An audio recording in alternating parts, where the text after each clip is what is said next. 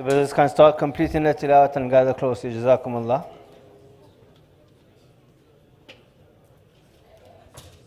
Milkar बैठे inshallah, the closer we shall sit, the more khair and barakah we shall experience. So if the brothers can take that little bit of effort and inshallah come closer, then we really appreciate it. Jazakumullah.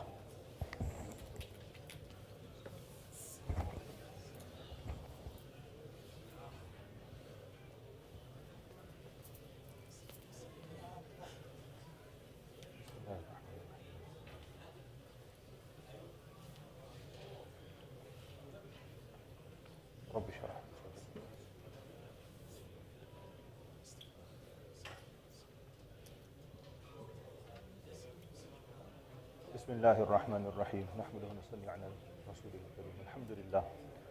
All praises for Allah subhanahu wa ta'ala who has blessed us with this beautiful month and this beautiful masjid, mashallah. Another Ramadan has come and soon it will pass away. And let us value these moments and these valuable opportunities to come close to Allah subhanahu wa ta'ala, inshallah. Last weekend I was in Bolton at a masjid, and the brothers there organized a program, and they asked me to speak on a specific topic, which was the life and impact of Hazrat Maulana Muhammad Ilyas Kandalwi, who founded the work of Tablighi. And alhamdulillah, a lot of people seem to be unaware of the basic biographical facts regarding his life and the impact which he had. So I thought I'd take this opportunity to condense some of that subject matter. I had over an hour there, 1 hour, 10 minutes. So here, I only have 20 minutes. So I'll try to condense some of the facts regarding his life and present them before you, so we can get a deeper understanding and appreciation, inshaAllah ta'ala, with Allah's tawfiq, and also the principles of the work which he initiated, and the reasons for which it continues to have significant, widespread, global impact amongst the ummah, alhamdulillah. So Hazrat Maulana Muhammad Ilyas was somebody who was born in the year 1885. And his father was called Maulana Muhammad Ismail Kandalwi.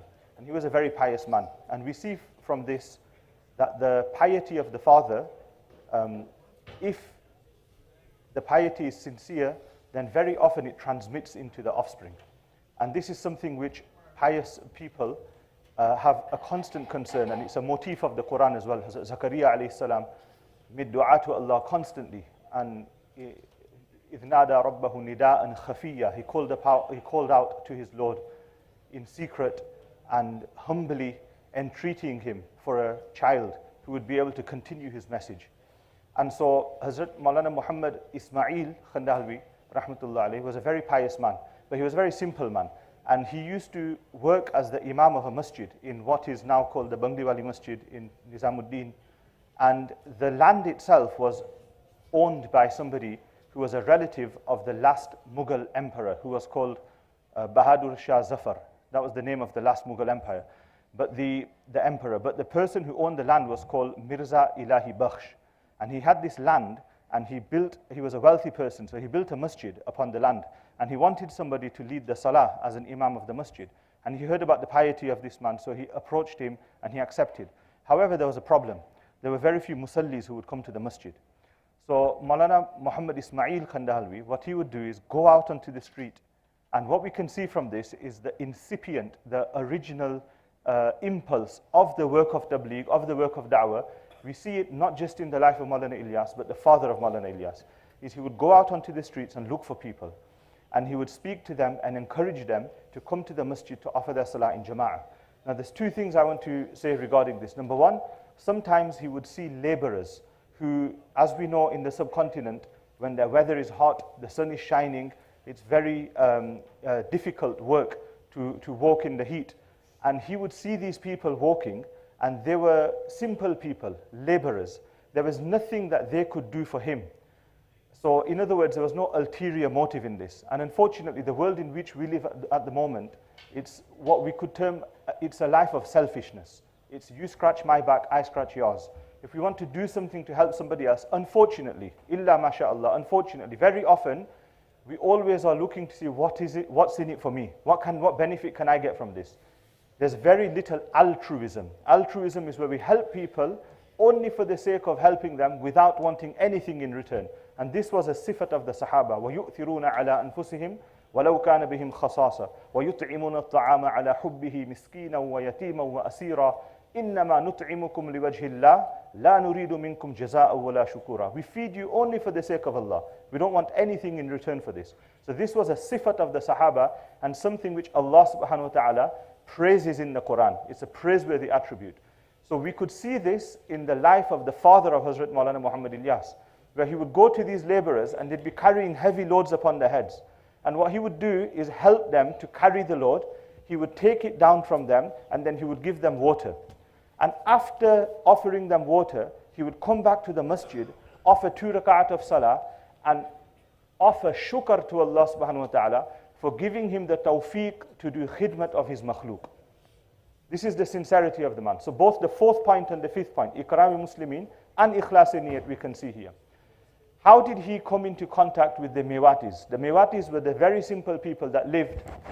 They were the very simple people that lived to the southwest of the city of Delhi. And there was a famine and a drought at the time. And they were the original people amongst whom Maulana Ilyas made this work of Tablighi. They were the first people to take it on board. And there was a radical transformation that took place. There's a very clear before and after picture. Before they came into contact with Hazrat Maulana Muhammad Ilyas and the work of Tablighi, you could say that they were half Hindu in their characteristics, in their habits, in their culture, in their appearance, in their language, and even in their rituals. So for example, if they were to get married, the nikah would take place in the masjid, but then there would also be a Hindu ceremony which would take place. So their dress, very often they were indistinguishable. They would have the marks upon the forehead and the dress, the dhoti which they would wear. Even their speech and their vocabulary, they would incorporate terminology from other religions. And so this is something which caused great grief to Maulana Ilyas. So how did these people, the Mewatis, first come into contact with the family of Maulana Ilyas? They came into contact with the father of Maulana Ilyas. He was out one day as he would be looking for people, musallis, and he came across these people. There was a drought and there was a famine in Mewati at the time. And so they came out in search of work. And they came across this gentleman, Maulana Muhammad Ismail. And he asked them what they were doing. And he said, we're looking for work. So he asked them what type of work they do. And they said, we do any type of work. We're laborers, anything which will pay. So he said, what's your daily rate of income which you expect to earn? So they replied 2 annas, which is like a unit of currency of the time. Just say it's like, I don't know, 20 pounds or something. So he said to them that if I agree to pay you this money, will you agree to come with me and do the work which I ask you to do? They said, of course, we're out looking for work and we're happy to do any work. So he said, come with me. He took them to the masjid and he taught them how to offer their wudu, how to make wudu. And he said, and at the end of the day, he paid them their wages. And he said, come back tomorrow and I will give you your wages again. And this time we'll continue with the education. And this time he taught them how to do salah. And then he began to teach them Surah Al-Fatiha, basic Quran. And like this, he instituted some basics of Islam within them. And they said to themselves that this man must be the wali of Allah. He doesn't ask us to press his feet. He doesn't ask us to do any type of service of him. Rather, he's teaching us the religion, which we should have known in the first place. And in return, he's actually paying us wages for this. So they were completely bowled over. And this is how they fell in love with him. And the people of Mewat fell in love with the family. And what happened after this is he asked them to send their children to him and said, if I could teach them the basics of Islam, then at least the next generation, Iman will be preserved within them. So they began to send their children to him. Now, Maulana Ilyas was born in 1885, and his father passed away when he was approximately 13 years old, so in 1898. And after his father passed away, his elder brother, he had 2 brothers. One was Maulana Muhammad, and the second middle brother was Maulana Muhammad Yahya, who was also the father of Hazrat Sheikh Zakaria Khandahalvi, who wrote the famous Fadail A'mal, and who was a tremendous scholar and a sheikh in his own right. So just think to yourself, the Sadqaya Jariyah, which Hazrat Maulana Muhammad Ismail has in his grave, that his son became the person who instituted the work of Tablighi, which spread across 7 continents across the world.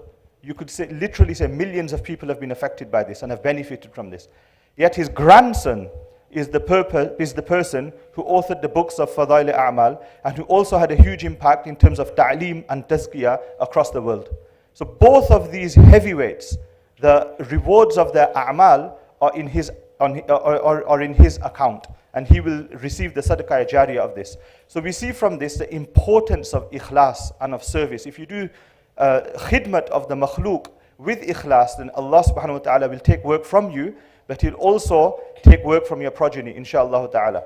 When Maulana Ilyas was approximately 13 years old, his father passed away, and he moved to Gango, and he enjoyed the relationship, the companionship of somebody called Maulana Rashid Ahmad Gangohi, who is one of the great scholars of the Akabirin, and he is one of the people who founded the Darul Ulum in Deoband in 1866, along with Maulana Muhammad Qasim Nanotwi.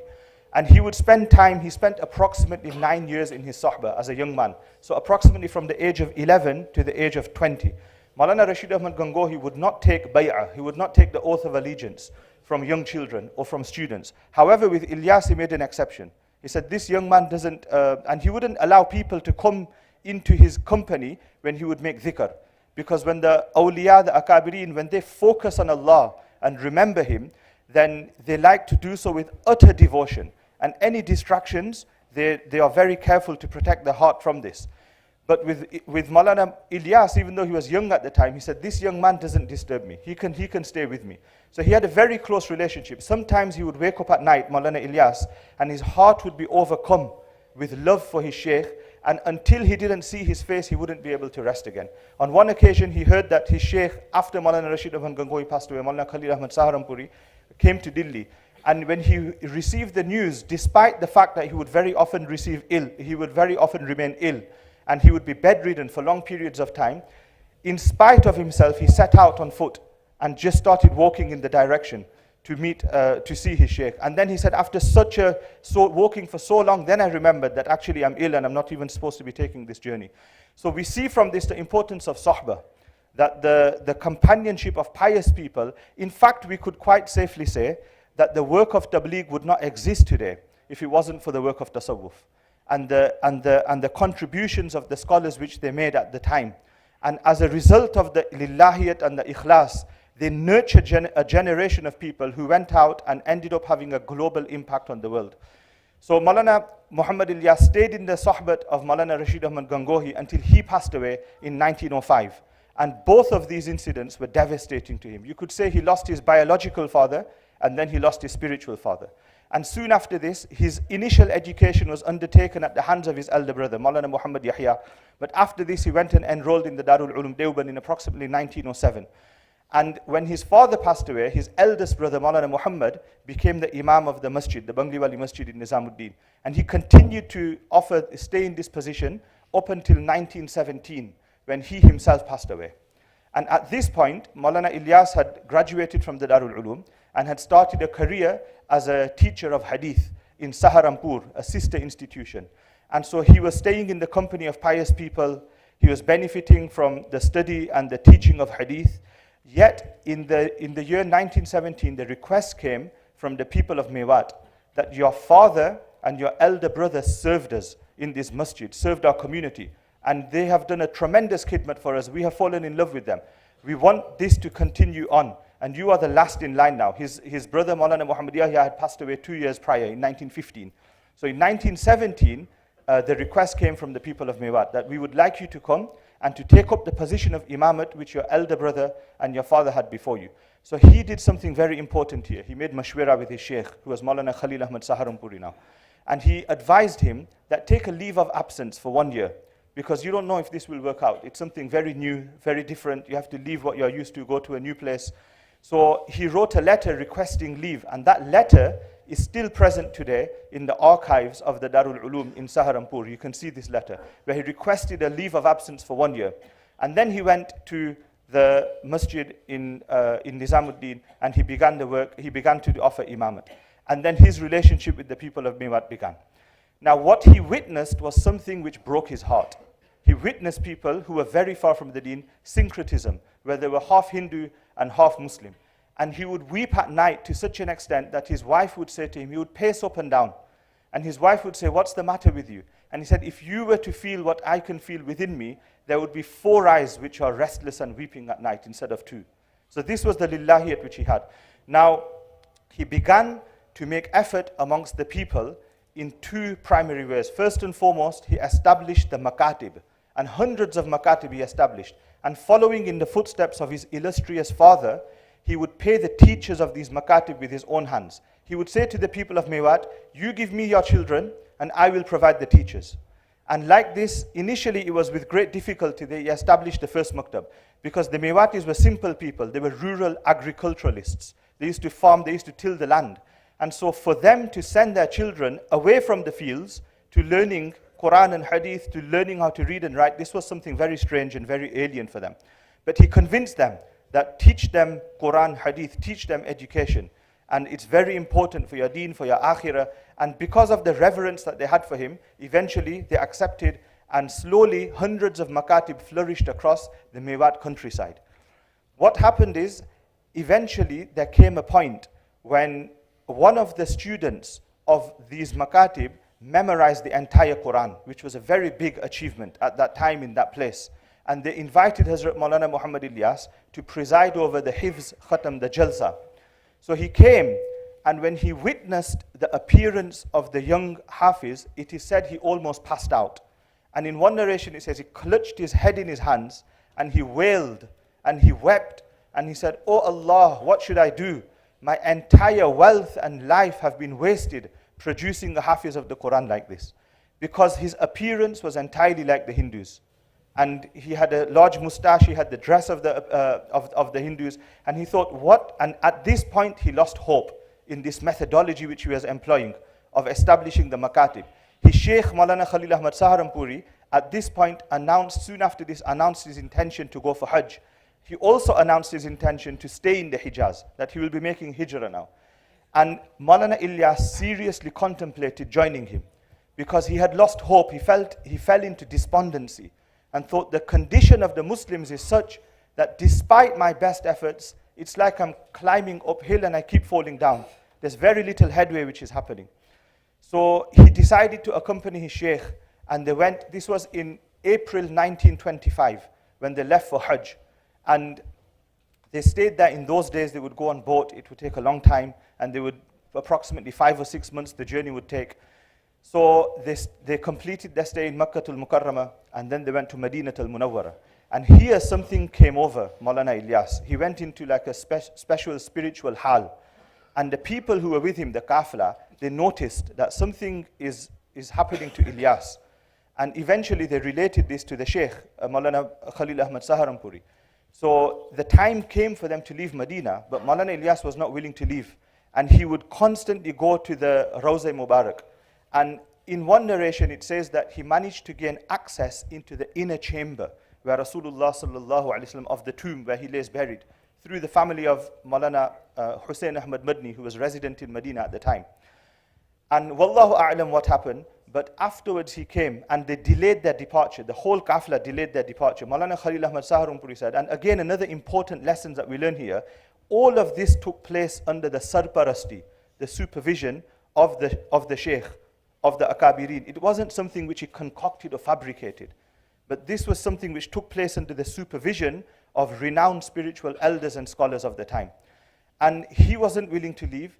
The kafla, the caravan, they delayed their departure and they said, let's wait. If anyone wants to go, they can go. And all of them decided to stay.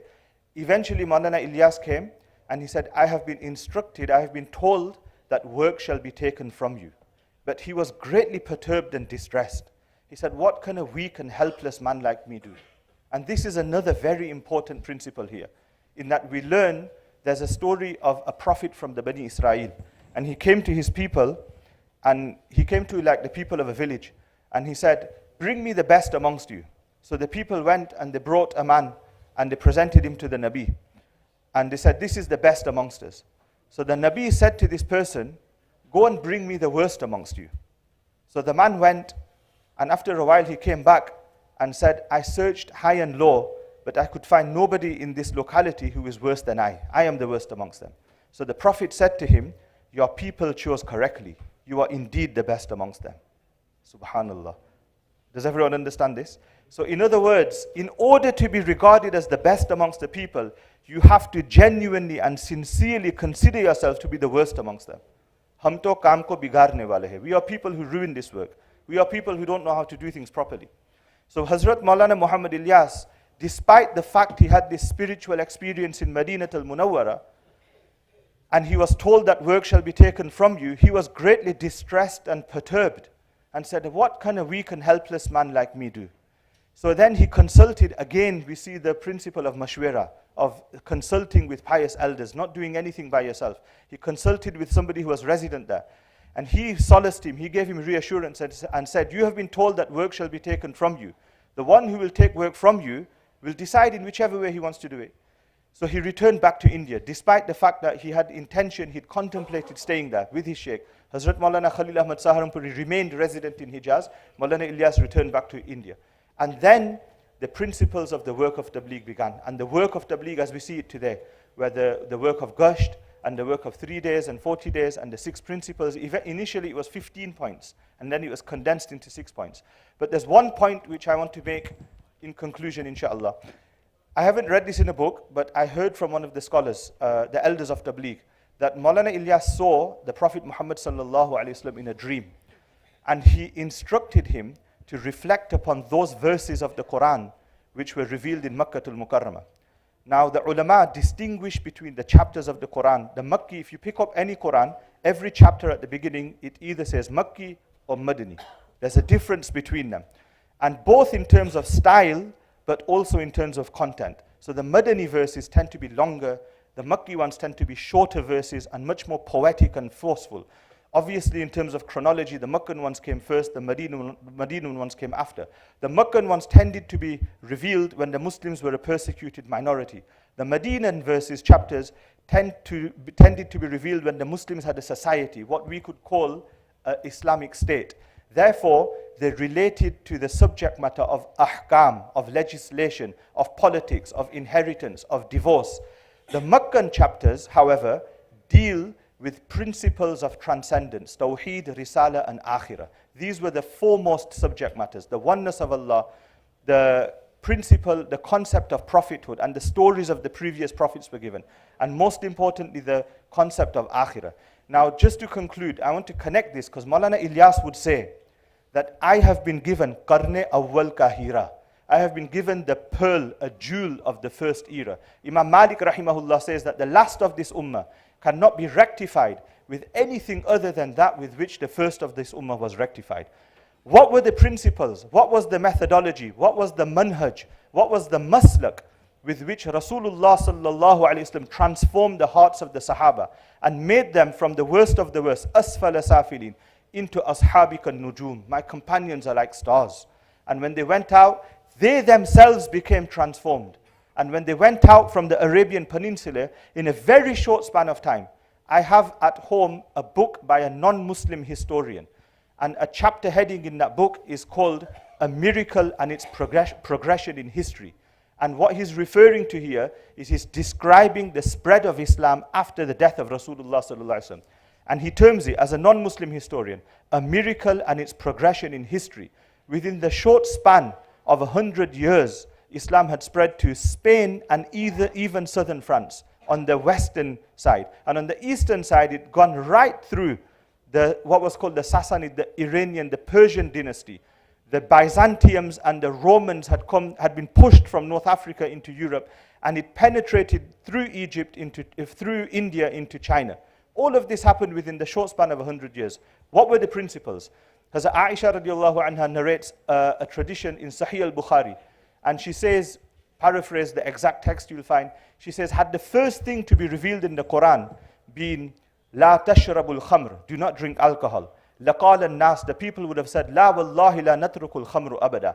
They would have taken a qasam and said, by Allah, we will never leave the drinking of alcohol. And then she says, if the first thing to be revealed in the Quran had been, لَا تَزْنُوا, do not fornicate. لَقَالَ النَّاسِ, the people would have said, لَا وَاللَّهِ لَا نَتْرُكُ الزِّنَا أَبَدًا. We will never leave our fornication. وَلَكِنْ كَانَ أَوَّلَ مَا نَزَلَ مِنَ الْقُرْآنِ. However, the first thing to be revealed in the Quran was Surah al-Mufassal, the chapters of the Quran which generally come after Surah Qaf, the Meccan chapters. فِيهَا ذِكْرُ الْجَنَّةِ وَالنَّارِ. in these chapters is much mention of paradise and hell. حَتَّى إِذَا ثَابَتِ الْقُلُوبُ إِلَى رَبِّهَا, until the hearts became connected with their Lord. ثُمَّ نَزَلَ الْحَلَالُ وَالْحَرَامُ. After this, the halal and the haram was revealed. We learn from this that there's a chronology, there's a tartib of Islah. Makkah comes before Medina. Iman comes before Islam.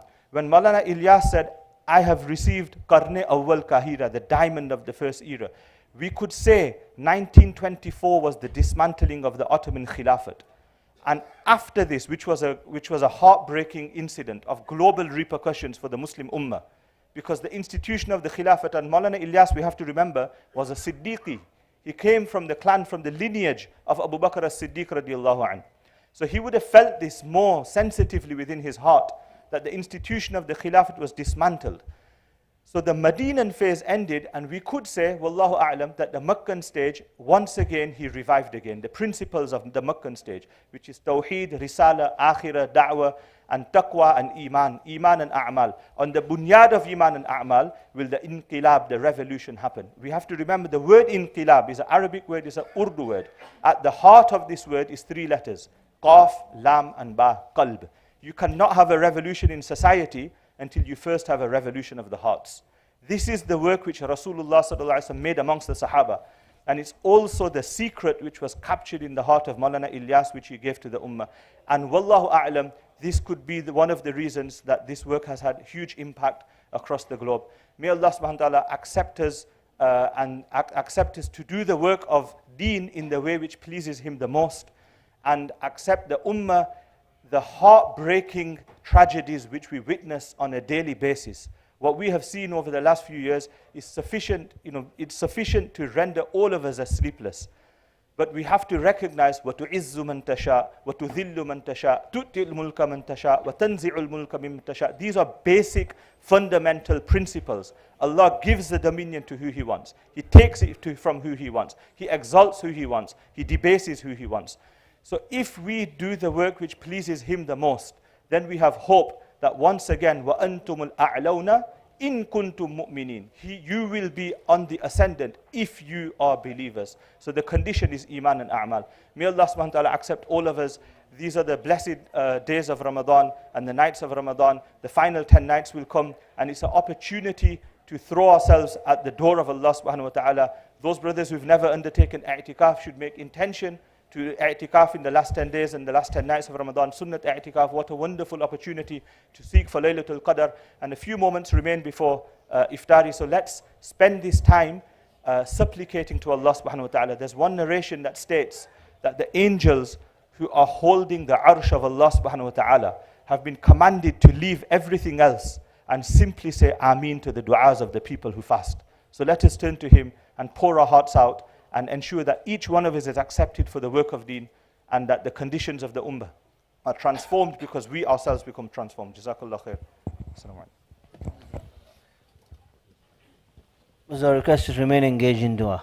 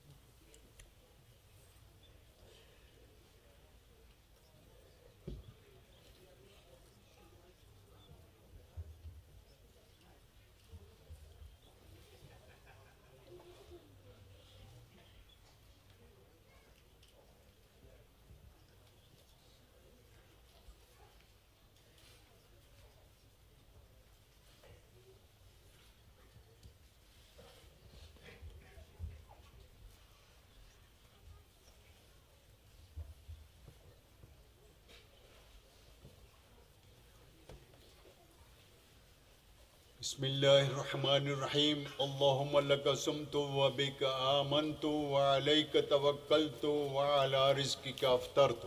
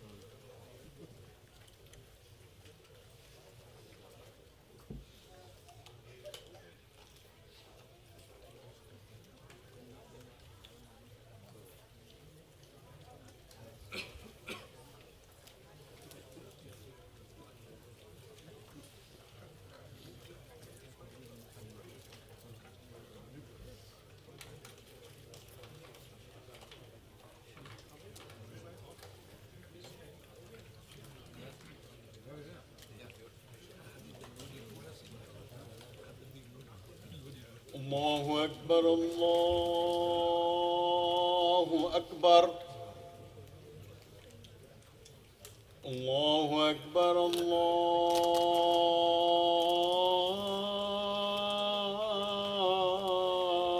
الله أكبر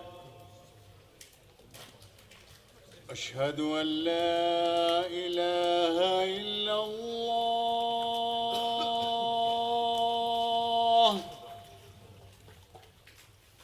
أشهد أن لا إله إلا الله أشهد أن محمدًا رسول الله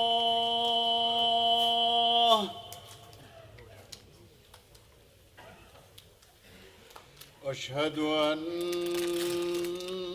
محمدًا رسول الله حي على الصلاة حي على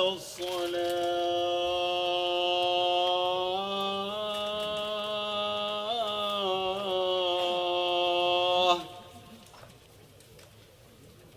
حي على الفلاح حي على